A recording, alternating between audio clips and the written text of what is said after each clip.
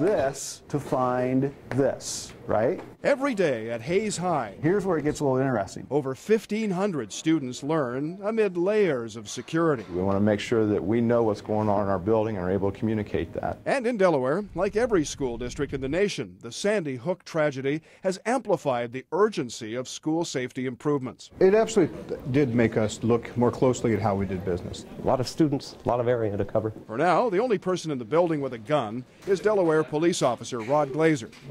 Front office. Go ahead. His beat covers 240,000 square feet.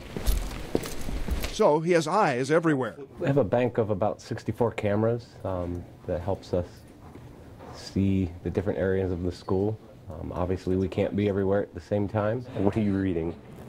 Where he can be, he looks for red flags in the way that students act. It's one of the things that we obviously talk to the teachers with in the trainings we have with them to look for changes in behavior, and then they're very good, obviously, picking that up because they're with them all the time. Superintendent Paul Kraft is also a colonel in the National Guard. He says he's budgeting for more police officers in his schools. I'm absolutely committed to having armed officers within our schools to the greatest extent that we can. But his safety formula Now, here's where it gets a little interesting. doesn't include arming teachers. I know even trained soldiers struggle with maintaining their weapon, keeping it ready, knowing what to do in emergency responses. I need my teachers to focus on teaching and caring about kids. Moving on. Hayes has recently upgraded its entries from 1 to 3 doors with this system. Once school starts, no matter how familiar, everybody has to buzz in.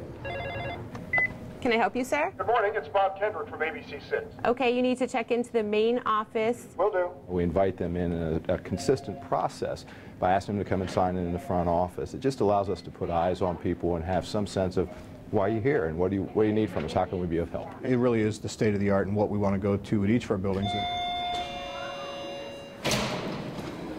Until it can get the new entry system, Schultz Elementary uses a doorbell installed after Sandy Hook and a personal greeter. And like 6 older schools in the district, it will need structural safety renos. It could mean reconfiguring this foyer area or even our internal foyer, which then would route individuals into the building before they would be able to get to any kind of staff or student personnel. In our case, we're looking at a bond issue in the spring, and a good portion of that will be dedicated to the physical changes we need to make in our buildings to make them even more secure. Delaware also employs a system of alerting, countering, and evading for a flexible response to threats. Interesting. Layers of human Good morning, how we doing? and high-tech combined, all aiming to make schools a harder target. Can you ever truly make a school completely safe?